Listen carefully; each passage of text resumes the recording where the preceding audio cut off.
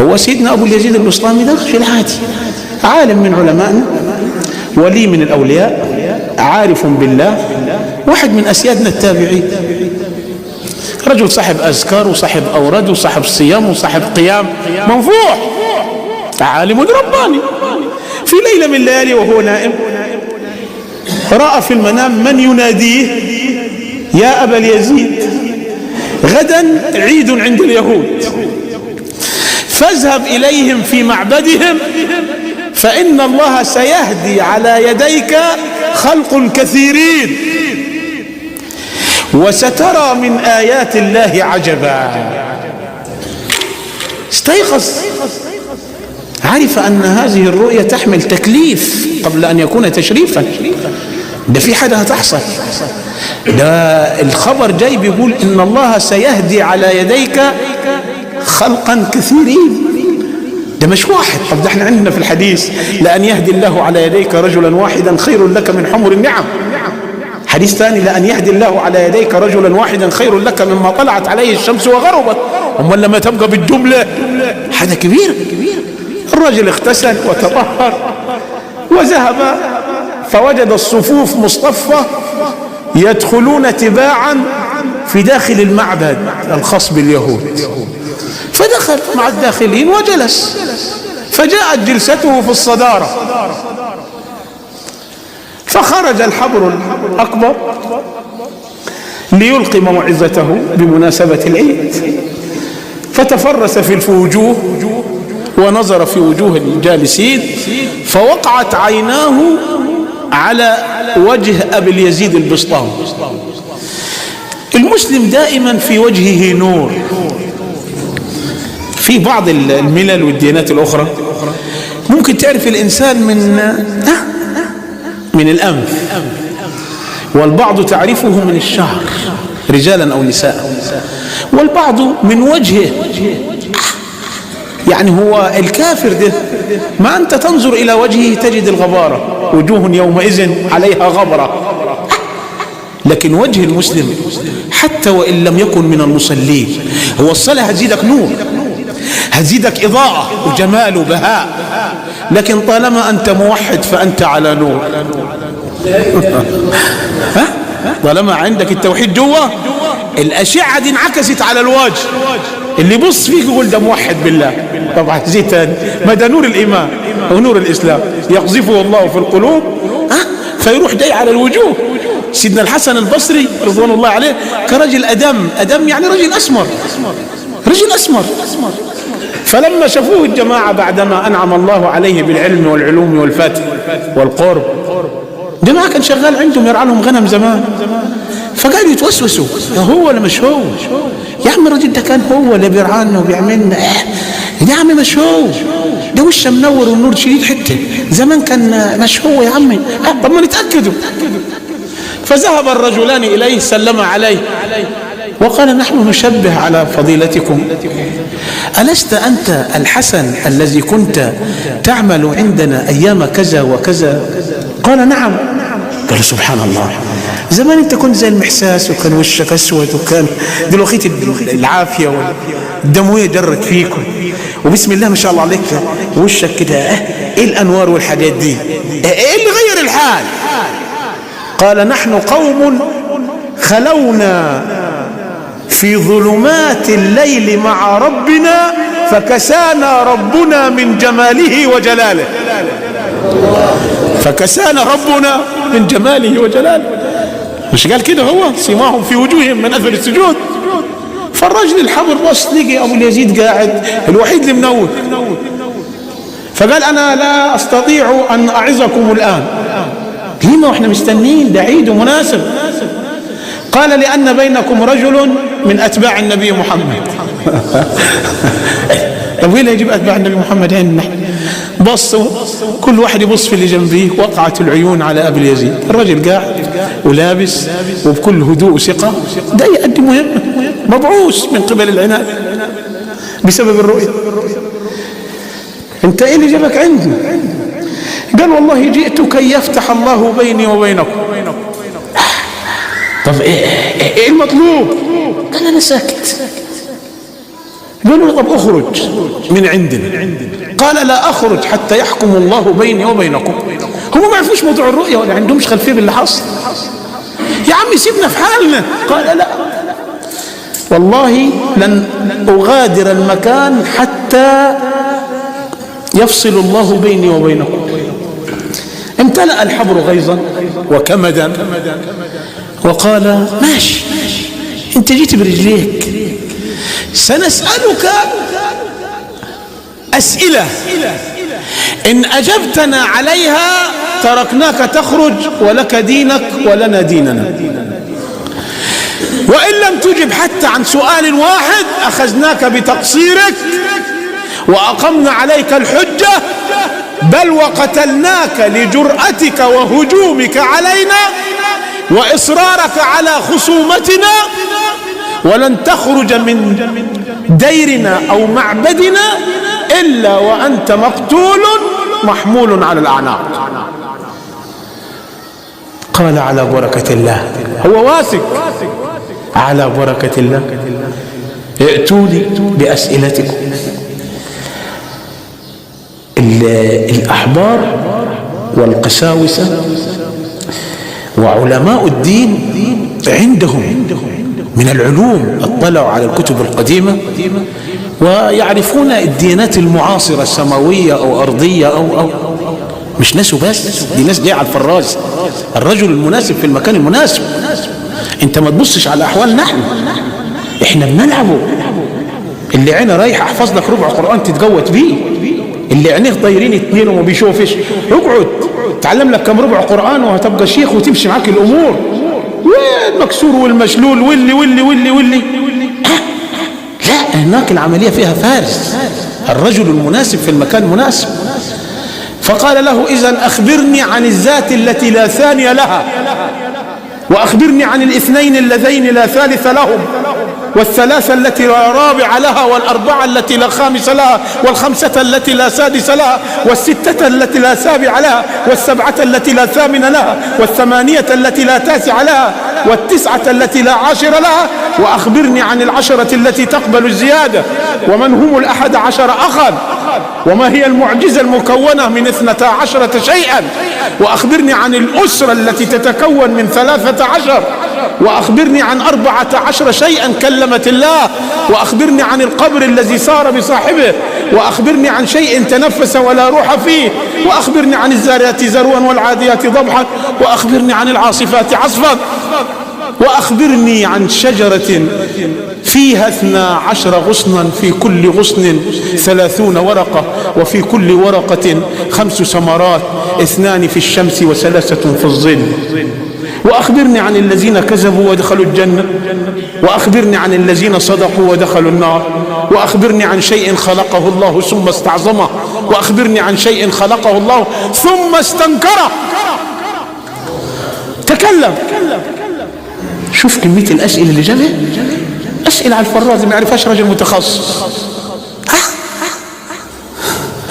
سيدنا أبو اليزيد بكل هدوء وثقة وقف وقال أستعين بالله يا ممد المدد، أمدني بمدد من عندك، واكشف لي الغطاء وألهمني الرشد، وسدد لساني بالإجابة. أما الذات التي لا ثاني لها فهو الله. فانتبه وانتبه الكل. وأراد المجرم أن يضيف بعدا وعمقا للمسألة في التعقيد والتعجيز. قال لا تذكر لي إجابة بدون دليل. ده تعجيز. أنت ممكن تبقى عارف إجابة حاجة لكن ما عندكش الدليل، فكده بيعقد الأمور وبيصعبها. ما تقوليش الله وخلاص، أنا عايز دليل. قال عندنا في القرآن فاعلم أنه لا إله إلا الله، وعندنا في القرآن قل هو الله أحد، وعندنا في القرآن قل إنما هو إله واحد، وعندنا في القرآن وما من إله إلا الله، وإن الله لو نكمل لك خلاص دليل واحد يكفي. أما الاثنين اللذين لا ثالث لهما الليل والنهار، قال دليله قال وجعلنا الليل والنهار آيتين فمحونا آية الليل وجعلنا آية النهار مبصرة. أنا بقول والإجابة موجودة والدليل موجود. قال الثلاثة التي لا رابع لها، قال أعذار موسى للخضر، أما السفينة وقتل الغلام والجدار الذي يريد أن ينقض. قال دليله، قال أما السفينة راح سكر الآية بتاعت سورة الكهف، فانطلق حتى إذا ركب في السفينة خرقها قال أخرقتها لتغرق أهلها، وكذا وانت ماشي. فلما أنهى آيات الكهف قال ما الأربعة التي لا خامس لها؟ قال 4 كتب أنزلها الله من السماء إلى الخلق في الأرض، وأتينا داود زبورا وهو الذي أنزل التوراة والإنجيل والفرقان. مش ربنا قال كده في أول سورة آل عمران؟ 3، التوراة والإنجيل والقرآن والزبور، يبقى 4. قال أخبرني عن 5 لا سادس لها، قال 5 صلوات أوجبها الله علينا، حافظوا على الصلاة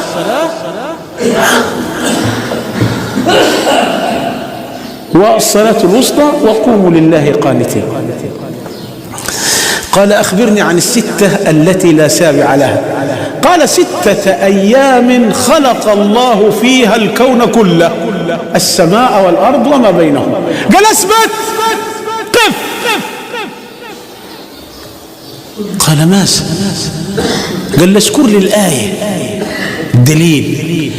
قال ربنا يقول في سورة قاف ولقد خلقنا السماوات والأرض وما بينهما في 6 أيام وما مسنا من لغوب. قال ايوه وما مسنا من لغوب. لماذا قال ربنا وما مسنا من لغوب؟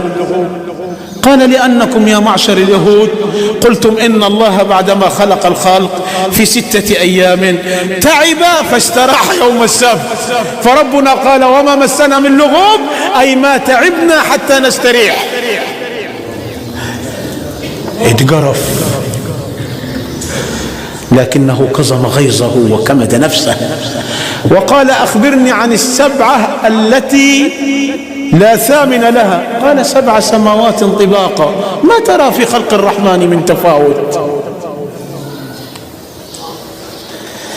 قال أخبرني عن 8 التي لا تاسع لها، قال 8 من الملائكة الكرام الكبار يحملون عرش الرحمن. قال ما دليلك؟ قال ويحمل عرش ربك فوقهم يومئذ 8. قال أخبرني عن 9 التي لا عاشر لها، قال 9 آيات جعلها الله معجزات لنبيه وكليمه موسى بن عمران. قال اذكرها، ودي صعبة، اذكرها ليضيف بعدا وعمقا وتعقيدا وتعجيزا. قال الطمس والسنين واليد والعصر والطوفان والقمل والجراد والضفادع والدم، 9 آيات بينات. قال أخبرني عن 10 التي تقبل الزيادة، قال الحسنة. قال دليلك؟ قال ربنا يقول من جاء بالحسنة فله 10 أمثالها والله يضاعف لمن يشاء. قال أخبرني عن 11 أخا، قال إخوة يوسف الأصباط، إني رأيت 11 كوكبا. قال أخبرني عن المعجزة المكونة من 12 شيئا، قال الحجر، الصخرة. سيدنا موسى لما احتاج القوم إلى الماء وقصدوه، ربنا تبارك وتعالى قال له اضرب الحجر بالعصا ستنفجر 12 عين. وإذ قلنا يا موسى اضرب بعصاك الحجر فانفجرت منه 12 عينا قد علم كل أناس مشربه. قال أخبرني عن الأسرة المكونة من 13، قال 11 كوكبا، الأصباط إخوة يوسف وأبوه يعقوب عليه السلام وأمه، بس هي بقت خالته بعدين لأن أم يوسف رحيل ماتت بعد ولادتها ليوسف، فكانت الخالة أم في الحديث. 2 و11 13. أخبرني عن 14 شيئا كلمت الله، قال السماوات والأرض، 7 سماوات و7 أراضين. ربنا قال ائتيا طوعا أو كرها، قالتا أتينا طائعين. قال طب أخبرني عن القبر الذي سار بصاحبه، قال الحوت لما التقم نبي الله يونس في بطن الحوت والحوت يسبح في قاع البحار. يونس مقبور في داخل بطن الحوت، والحوت يتحرك كأن قبرا يتحرك، فالتقمه الحوت وهو مليم. قال إذن أخبرني عن الشيء الذي تنفس ولا روح فيه. قال ربنا يقول والليل إذا عسعس والصبح إذا تنفس. قال طب من الذين كذبوا ودخلوا الجنة؟ قال أخوة يوسف الأصباط، جاءوا أباهم عشاء يبكون، قالوا يا أبانا إن ذهبنا نستبق وتركنا يوسف عند متاعنا فأكله الذئب. قالوا دول صدقوا، دول كذبوا ويدخلوا الجنة؟ قال نعم، لأنه في النهاية سيدنا يعقوب وسيدنا يوسف قال لا تثريب عليكم اليوم يغفر الله لكم ودعوة النبي مستجابة عند الله. قال إذن من الذين كذبوا ودخلوا النار؟ من الذين صدقوا ودخلوا النار؟ طب ومن اللي صدقوا ودخلوا النار مين؟ قال أنتوا والتانيين. وقالت اليهود ليست النصارى على شيء وقالت النصارى ليست اليهود على شيء. ده ربنا اللي قال كده. قال أخبرني عن شجرة فيها 12 غصنا، في كل غصن 30 ورقة، في كل ورقة 5 ثمرات، ثمرتين في النهار و3 في الظلام وفي الليل. قال له الشجرة دي هي السنة، 12 غصن يعني 12 شهر، الشهر فيه 30 يوم، فيه 30 ورقة، الورقة فيها 5 ثمرات يعني 5 صلوات، 2 في الشمس الظهر والعصر، و3 في الظل المغرب والعشاء والصبح والفجر. قال إذن أخبرني عن شيء خلقه الله ثم استنكره. قال صوت الحمار، إن أنكر الأصوات لصوت الحمير. قال أخبرني عن شيء خلقه الله ثم استعظمه. قال كيد النساء إن كيدكن عظيم. فاغتاظ وسكت. قال من حقك أن تنصرف على قدميك، اذهب أيها الرجل لحال سبيل. قال لا حتى أسألك، أنت سألتني كل هذه الأسئلة وعقدت لي كل هذه العقد وأنا أنصرف من حال سبيلي؟ والله لا أخرج حتى يفتح الله بيني وبينكم. قال ماذا تريد؟ قال أنا لن أسأل كثيرا، هو سؤال واحد، كلمة ورد غطاء، أسألك ما هو مفتاح الجنة؟ سكت. قال أسألك ما هو مفتاح الجنة؟ سكت وطأطأ وجهه إلى الأرض وعلاه الخجل واحمر وجهه كمدا وغيظا. فبدأت الجماهير الموجودة تتحيز للرجل المسلم. يا عم هي أمانة، أنت شويت الراجل، أنت نزلت عليه من فوق، أنت صلحت، ده ما فيش حاجة قلت لي عليه وما ردش عليكم بالدليل وبالحج. اسألك سؤال واحد ما تتكلمش. قال السؤال بسيط والسؤال سهل وأنا عارف الإجابة، لكني أخاف منكم. خاف من هنا؟ يا عم جاوبوا اللي يكون. قال ما تسأل؟ قال أسألك ما مفتاح الجنة؟ قال مفتاح الجنة لا إله إلا الله. فكل من تواجد صرخ وقال كلنا نريد الجنة والجنة لها غلق ومفتاحها لا إله إلا الله، كلنا على لا إله إلا الله. وهدموا المعبد وحولوه إلى مسجد يذكر فيه اسم الله كثيرا.